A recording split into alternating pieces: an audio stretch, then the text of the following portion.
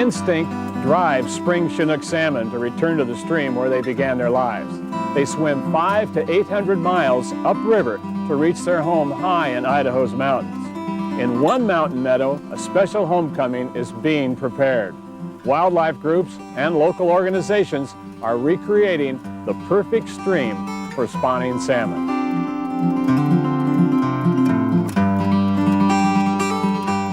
Early morning fog clings to the Red River meadow. Elk calve here in the spring. Deer often browse along the meadow's edge, and for the salmon who swim up the Columbia, the Snake, and the Clearwater rivers, this meadow is home. But today, the stream is hazardous to both adult salmon and their offspring. The water in this wide, shallow stream is too warm for the fish, and the pools and riffles used by young salmon have almost disappeared. Idaho Fish and Game manages 300 acres of the meadow as a wildlife management area. And here, a bold experiment is underway. And for the last 80 years, that's what man did to create the environment we have right now, where there's not any riparian, there's not very many fish. And so in that short time period, man did a lot of damage to this meadow system. And here we are, we're coming out, and in 6 weeks every summer for 3 years, we're trying to put it all back to the way it was 80 years ago.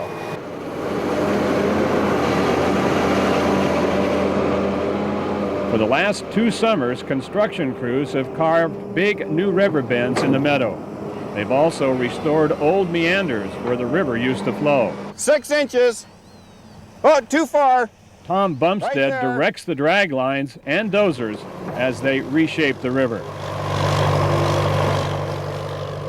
What you see out here isn't all that great. And to get to something that will benefit all of those creatures plus the riparian ecosystem, we just can't go out here and play around. You know, we have to get serious and move a serious amount of dirt. Once the new and old river bends are ready for water, drag lines carefully maneuver cement barriers into place to divert the river. Right there. Problem that we've had every time we've tried to divert water into a channel like what we did today was that the existing channel is in size. It's down. And so in order to put water into a historic channel or the channel we want to put it into, we have to bring it back up. We building up enough head to get water to flow through there? What we'll accomplish for these 2 pieces, this big giant bend and this historic channel, is that we'll essentially lengthen the stream channel. So we're going to essentially lengthen the stream channel by about 4 times. We're going to decrease the gradient. So we're going to increase the pool habitat that is very typical of a meadows type stream. First of all, we want to stop erosion of any kind. So we're creating ground covers from rushes and sedges and those kind of plants to stop any sort of erosion that we may have created with construction. Secondly, we're creating fish habitat. So we're creating bank overhang with willows and other plants such as that. And then we're also creating shade with the alder and things that we've planted along here. And thirdly, we're creating wildlife habitat. We're providing browse for elk and deer. And when you turn around at the end of the day and you look back, you can see you made a difference. So. But these water-loving plants face an uphill battle. Over the last 80 years, the water table has dropped 3 feet. This leaves many plants high and dry by midsummer. To help raise the water table, crews put in a series of small rock dams like this one that back the water up and slow it down. And that will support the willows that we Jim White and Steve Bauer inspect one that was built last summer. And this raises the stream level about 1 foot from here to the next one. Yep, so we've raised the water level already about 1 foot. There's a frog.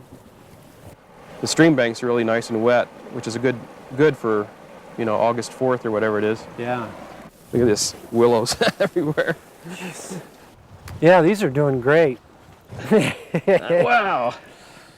While Jim and Steve are praising last summer's work, Tom's diversion downstream has run into trouble. We got some major washing problems, but I don't want to fill it too much faster. You know, what happened was as the water came up and it started washing underneath it, everything started settling. And so when it settles, then it goes over the top, and then it rolls over and it erodes downstream, and things roll into place, and you just have all kinds of fun time. The drag lines come to the rescue, dropping huge boulders behind the diversion to hold it in place. Neighbors up and down the river have watched the restoration project. Some are skeptical. To me, it's kind of an experiment. We'll see whether it works. I would like to see it work, but I'm not sure yet that it's going to. Did they tell you anything about these exclosures? No, I just know about them. I mean, that's just to see how the grass grows in there without anything grazing on it. Yeah. Jim White is eager to show neighbors how the project is working. His goal is not just to create the perfect stream for salmon, but for local residents to have a say in it. Hopefully something will get going. They're planting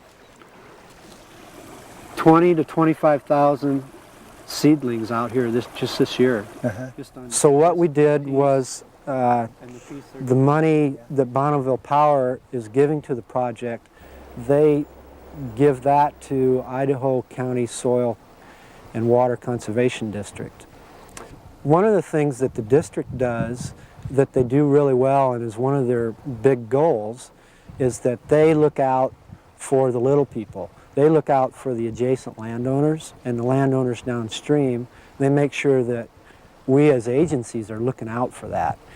When the money is going through them, they have a big say in it. The bold experiment for the Red River Meadow seems to be working. But people will always ask if the time and money spent here was worth it. My 5-year-old came down here with me last year and saw his first salmon, heard his first elk bugle, and it's important to me that we make these things work, that we don't walk away from a system like this and let our salmon go. And I know that's something he'll remember forever, and if it's here when he's my age, then it's a success.